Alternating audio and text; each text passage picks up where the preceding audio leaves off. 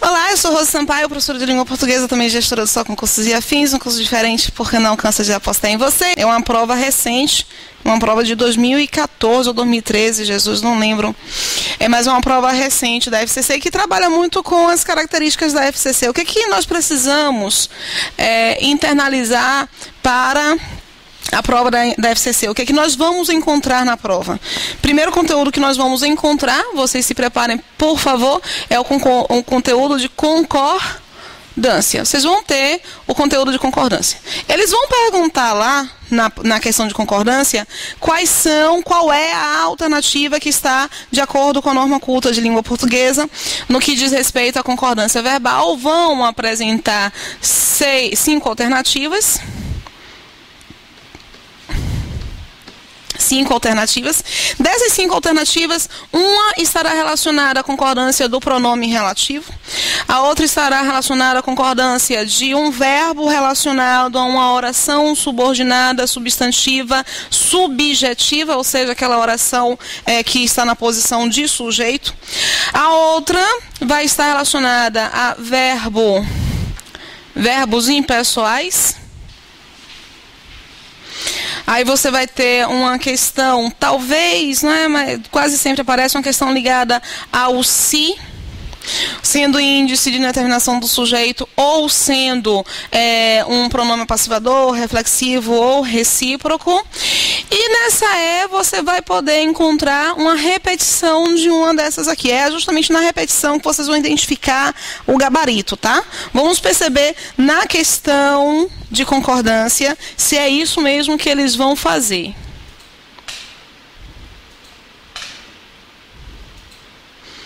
Marcaram qual nessa sexta questão? Letra E, todo mundo marcou letra E? Deixa eu pegar aqui. Letra D. Quem mais fez? Vejam só. Primeira questão, o que eu procuro? Eu tenho que treinar meu olho para ir para o ponto certo. O que eu procuro em toda a questão de concordância, toda a questão de sintaxe, na verdade? Procuro o verbo.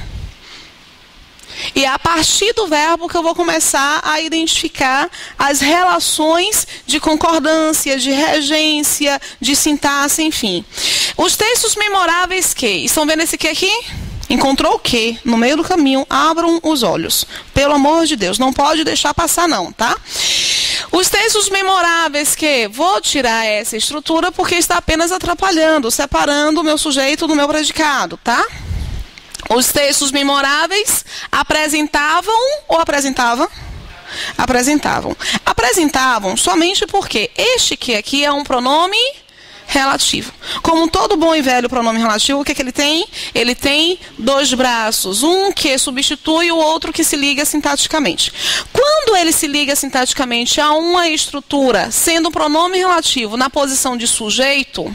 Olha, ele é o sujeito, mas a concordância do verbo é sempre com a ideia do antecessor. O verbo aqui ele não está concordando com o sujeito textos memoráveis, ele está concordando com o antecessor, o referente do sujeito que. Deu para entender direitinho? Então é justamente por causa da presença desse que, pronome relativo, que apresentou para nós uma concordância necessária no plural, que a estrutura está inadequada. Tem outro verbo, olha, verbo encantar. Sempre os textos memoráveis que apresentavam sempre uma perspectiva especial e encantavam. O sujeito de encantavam é a palavra... É a estrutura realmente textos memoráveis, tá? Então aqui cumpre direitinho o que eu falei para vocês. Eles vão colocar uma questão de concordância ligada a pronome relativo. Na segunda, eu encontro aqui o verbo acontecer. O que acontece frequentemente? Com a maioria dos jornalistas, acontece frequentemente que se submetam às fáceis acomodações dessa desafiadora profissão. O que é isso? Como é que eu analiso? Você fez o quê? Então vamos tentar organizar. Como é que você organiza?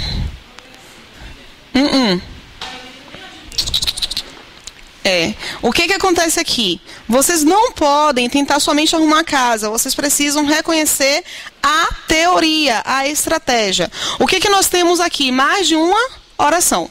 E quando nós temos mais de uma oração, deixa eu pegar aqui um slide em branco. Quando nós temos mais de uma oração, a primeira coisa que nós fazemos é contar e separar as orações. Você conta e separa as orações.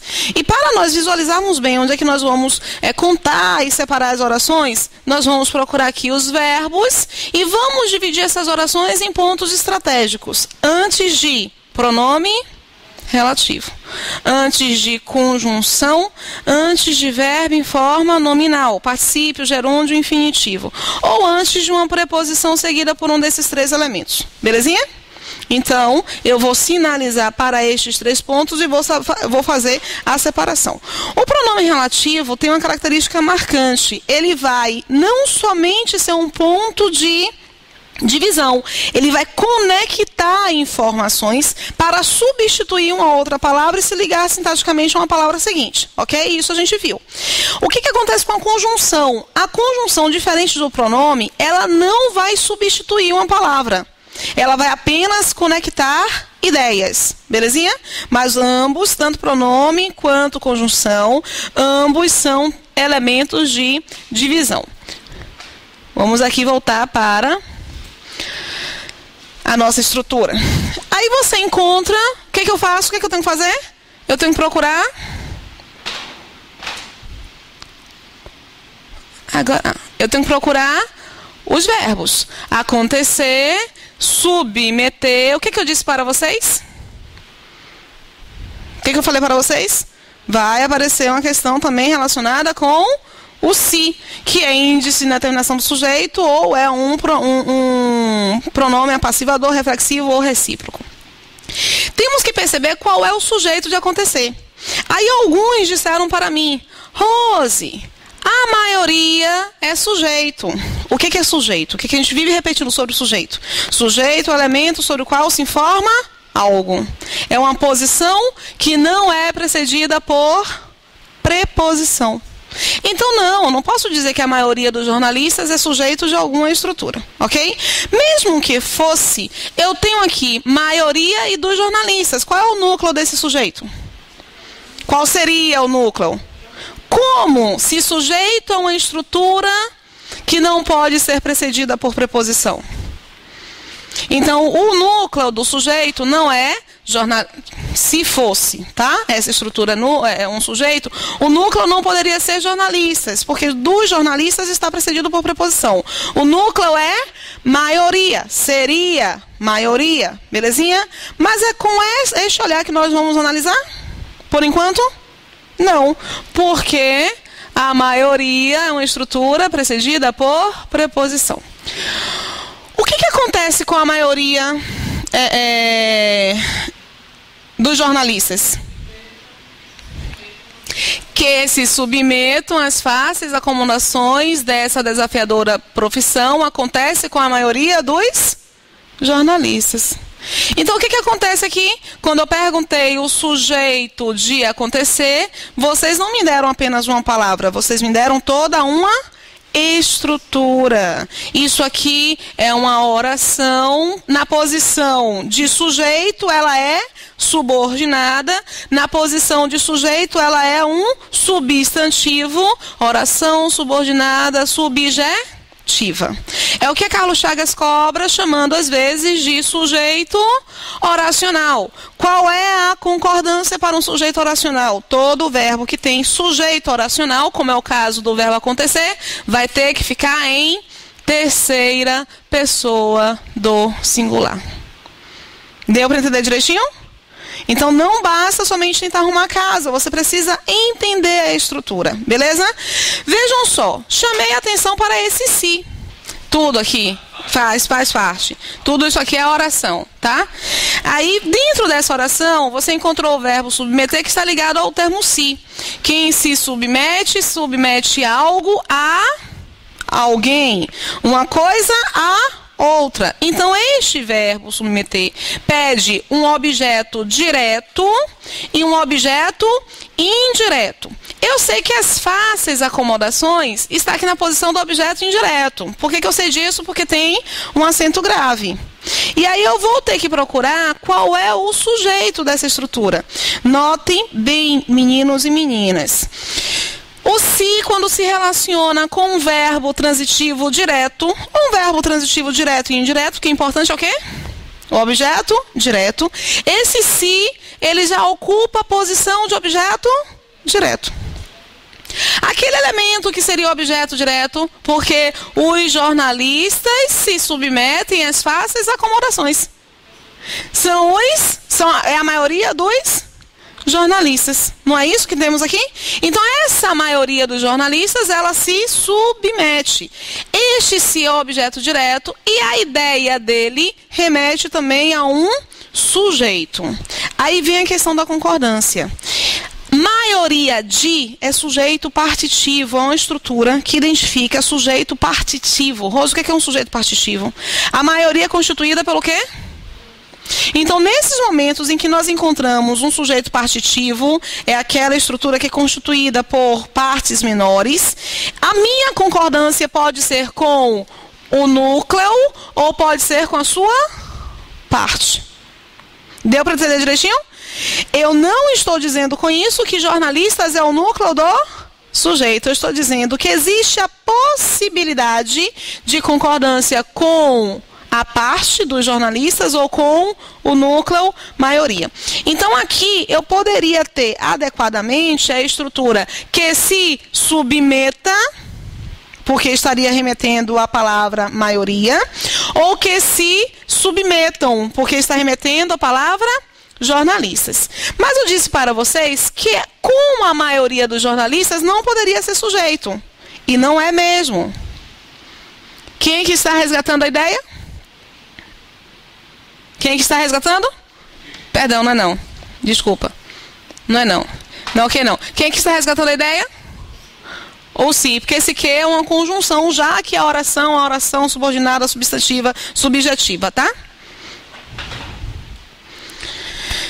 Ok, lá na nossa identificação aqui inicial, diz que eles vão cobrar uma alternativa com pronome relativo, uma alternativa com o se, índice de determinação do sujeito, ou pronome passivo reflexivo ou recíproco, e uma oração subordinada, substantiva, subjetiva. Está saindo do esquema deles? Não. Então, vocês precisam se preparar para este tipo de resolução, tá? Letra C. Aos leitores dos grandes jornalistas, cabem não apenas ler. O que cabe? O que cabe a alguém. O que cabe aos leitores dos jornalistas? Não apenas ler com prazer suas matérias. Então, vejam só. Eu tenho um verbo cujo seu sujeito é uma oração. Sujeito oracional vai me obrigar a quê? Terceira pessoa do singular. No fundo, não é uma questão difícil de ser feita. Você só precisa saber o que ele vai cobrar, tá bom? O que cabe aos leitores dos grandes jornalistas? Ler com prazer suas matérias. Eu estou dando informação sobre ler com prazer as suas matérias, cabe aos leitores dos grandes jornalistas. Então, significa dizer que eu estou encontrando nessa estrutura um sujeito. E o sujeito oracional obriga meu verbo a ficar na terceira pessoa do singular. O que eles fazem, no entanto, gente? A Carlos Chagas, ela coloca estruturas que tem muitas palavras no plural. E aí, quando você se depara com muitas palavras no plural, você quer colocar o verbo também no plural e não procura justamente essa relação voltada para o sujeito oracional, tá? Qual? Tá, vamos continuar aqui. Nessa mesma frase, onde trata? Mas encantar-se com o ângulo criativo pelo qual trata suas matérias. Vamos continuar a fazer a identificação, primeiro com esse encantar-se. Quem é que se encanta? Aos leitores dos grandes jornalistas cabe não apenas ler com prazer suas matérias, mas encantar-se. Ó, esse encantar-se aqui, ele está fazendo paralelo com esse ler. É também um sujeito oracional do caber, tá?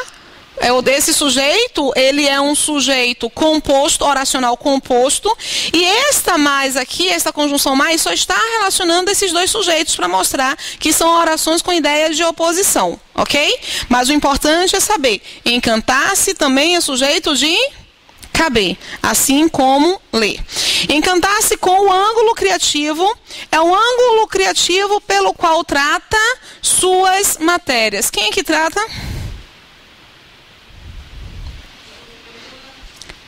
Então, pelo qual tratam os grandes jornalistas suas matérias. Aqui um errinho também de concordância, deveria estar no plural. É ótimo você frisar para esse ponto, por quê? Porque você já começa a identificar alguns esquemas de visualização. Para perceber qual é o sujeito, você não vai procurar exatamente uma estrutura que tenha preposição. Lógico, não esqueça que essa estrutura que tem preposição, ela pode ser resgatada em algum momento por um pronome relativo. Então, esse pronome relativo ele não resgata a estrutura preposição, ele resgata a estrutura substantivo. Então, a ideia pode ser ali relacionada, tá? Na letra, vou pular a letra D porque é o nosso gabarito. Vamos aqui analisar qual é o problema da letra E. O que eu disse aqui para vocês? O que eles vão cobrar numa questão desse tipo? Pronome relativo, oração, sujeito oracional, verbos impessoais e o si. Então, haveriam verbos impessoais. Quais são os verbos impessoais? O verbo haver e o verbo ter no sentido de... o verbo haver e o verbo fazer no sentido de tempo decorrido. O verbo haver no sentido de existir e acontecer. Ser um verbo impessoal é ser marcado em terceira pessoa do singular, com exceção do verbo ser, que mesmo sendo impessoal, quando está relacionado a valores numéricos, como valor de tempo, de distância, ele vai concordar com esses valores numéricos, tá? Com essas expressões numéricas. Mas, salvo esse momento, eles deveriam estar em terceira, eles devem estar em terceira pessoa do singular. Tá? Danada. Então, ainda haveria, numa época de tanta pressa e tanta precipitação, jornalistas capazes de surpreender o leitor com uma linguagem de fato criativa. Na letra D, eles pegaram qual é o tópico que se repete? Lembra que eu falei? Eles vão cobrar esses elementos e a alternativa estará justamente com um dos elementos que vai ser repetido. Quem entre os muitos jornalistas de hoje habilita-se? Repare, você vê jornalistas aqui e acha que é o jornalista que vai se habilitar, mas não é. Quem é o meu sujeito? Esse se, quem habilita, habilita algo. Já está na posição do objeto direto. Então, o meu verbo vai ter que concordar com o sujeito da estrutura. Habilita-se a desafiar os rígidos paradigmas. São paradigmas, encontram o quê? Vou analisar o quê, tá? Paradigmas que lhes impinge desafiar os rígidos paradigmas que... ok. Que lhes impinge a direção de um jornal. O que está... porque esse lis aqui é o objeto indireto. Lembram, a gente fala muito desse li, não é? O li, ele vai poder ocupar a posição de objeto indireto precedido pela preposição a. Então, quem impinge algo, os paradigmas, resgatado pelo que, a alguém, a esse lis, e o que está impingindo é justamente a direção de um jornal, que está na posição de sujeito. Lis, não. Não é por causa do paradigmas, não. Porque quem está resgatando paradigmas é o quê? Está relacionado com jornalistas. Quem entre muitos jornalistas de hoje habilita-se a desafiar os rígidos paradigmas que impingem aos jornalistas de hoje a direção de um jornal. Então, esse aqui está resgatando jornalistas. E aí, para você identificar, Léo, a ideia de resgate, você precisa ficar muito atento às relações semânticas que estão sendo estabelecidas. Ler para compreender mesmo como é que esse processo é organizado. Já que nós identificamos o que, é que ele vai apresentar, na hora da prova, isso vai nos gerar surpresa? A gente sabe o que ele vai cobrar, não é? Uma outra questão de concordância, essa aqui é super mal elaborada. Eu pensei se eu ia colocar. Vocês perceberam que ela é mal elaborada? Você não vai procurar um erro de pontuação. Você não vai procurar um erro, mas você vai ter que analisar a pontuação. Porque, por exemplo, você não pode dizer que uma estrutura X é sujeito de um verbo Y se essas estruturas estiverem separadas por vírgula. Como a questão não é de pontuação, a vírgula não deve estar errada, entendeu? Por exemplo, os meninos do SCA, os meninos, são vocês. Os candidatos do SCA, vírgula, passarão no concurso? Com vírgula? Com vírgula, eles não vão pedir uma concordância verbal apresentando um erro de pontuação. Então, possivelmente, se houver essa vírgula aí, os alunos do SCA não é o sujeito, mas vai ser, tá? A gente tira essa pontuação. Então, você não vai procurar erro, mas você vai trazer a pontuação como uma ferramenta de observação daquelas relações sintáticas estabelecidas. Essa aqui foi uma falha muito feia deles. Porque eles colocaram aqui verbos entre parênteses e perguntaram qual seria a flexão adequada. Aí o primeiro, infinitivo, o segundo infinitivo, e o terceiro já está com a concordância inadequada. Aí você fica na dúvida entre esse B e esse E. O caso me dá uma ideia de condição. Então, se me dá uma ideia de condição, e nós vamos ver isso na próxima aula, nós vamos estudar um pouquinho de conjunção, tá? As orações condicionais, elas estão sempre relacionadas a um verbo no subjuntivo. Rosa, o que é um verbo no subjuntivo? É aquele verbo que indica para mim uma ideia de hipótese, possibilidade. E o caso é um subjuntivo de presente do subjuntivo. Então, eu não posso vierem, é futuro. Viessem, poder virem, é do verbo ver, né? E eu tenho somente aqui, portanto, o viessem. O subjuntivo, ele está sempre relacionado aqui a um verbo no futuro do pretérito. Vocês sabem o que é o futuro do pretérito? Vou falar um pouquinho aqui rapidamente para vocês.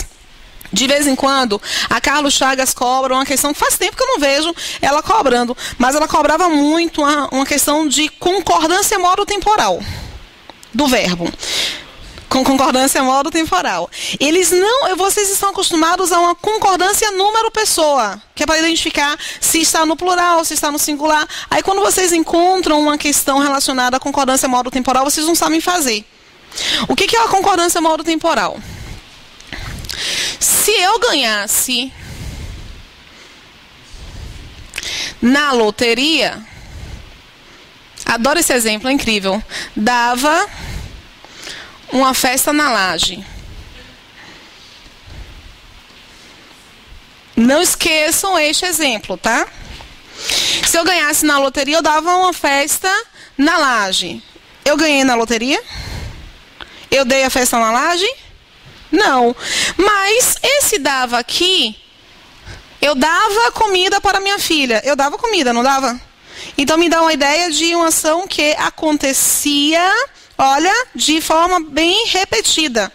O dava, da forma, essa forma dava aqui, ele é um pretérito imperfeito. O que é um pretérito imperfeito? É quando eu tenho uma ação no passado que se repetiu algumas vezes e foi interrompida. Essa ação no passado aconteceu? Não. Então, o adequado seria colocar o quê? Daria. Quando eu apresento, se eu ganhasse na loteria, dava uma festa na laje, eu estou interrompendo aqui a concordância modo temporal. Concordância modo temporal é você perceber se os verbos que estão naquela construção estão combinando no seu tempo e no seu modo. Entenderam? Isso pode ser chamado também de articulação modo temporal. Aí a gente vem aqui pensar no daria. Meu tempo com passado, com presente, com futuro. Aí reparem, o dava é uma ação que se repetiu e que foi interrompida, ok? O dei é uma ação que aconteceu somente uma vez. E o daria é o quê? É uma ação somente planejada. Ela não começou a ser executada. Eles chamam isso também de condicional. O condicional, que é o meu futuro do pretérito, o que é o futuro do pretérito? Pensando na terminologia, tá? Em algum momento aqui, eu planejei uma ação para acontecer mais à frente. Eu já estou no meu presente. Este ponto em que eu planejei dar a festa na laje, ele, em relação ao presente, é passado ou futuro? Passado. Mas, em relação ao momento em que eu planejei, este aqui é passado ou futuro? Futuro. Então, este aqui, ele é chamado de futuro do passado, futuro do pretérito. Entenderam? Esse futuro do pretérito é o meu condicional. Já que é uma certeza condicionada, vocês têm dúvidas de que eu condicionada? Vocês têm dúvidas de que eu daria uma festa na laje? Por que eu não dei a festa na laje? Porque eu não cumpri uma condição para dar a festa na laje. Então, daria a festa na laje é um condicional, e ganhar na loteria era a sua condição. E eles vão estar juntos. Belezinha? É por isso que lá naquela estrutura, o viessem só poderia estar com o poderiam, porque ele é o condicional do viessem. Beleza? Não pode ser o podem, poderão, poderão. Poderia ser essa letra A, mas eu teria aqui um conflito com a última estrutura. Portanto, tem dúvidas de que é esta letra E? É porque a relação... boa pergunta, Vanessa. A relação de paralelismo, de concordância, de articulação modo temporal é entre essas duas frases. A última frase, ela não está em paralelismo temporal com as frases primeiras. Exatamente. Aí você já tem um rompimento, tá? Que predominam nas... Perceber os estereótipos que predominam. Porque esses estereótipos, eles predominam mesmo. Então, você tem uma ideia de certeza. Eles predominam e caso os leitores... Veja que você já tem uma outra construção de projeto, de conteúdo, né? Já não é mais parte daquela vertente, você já vai pegar uma outra vertente. Aí essas duas vertentes da condição e do condicional é que vão se relacionar. Oitavo.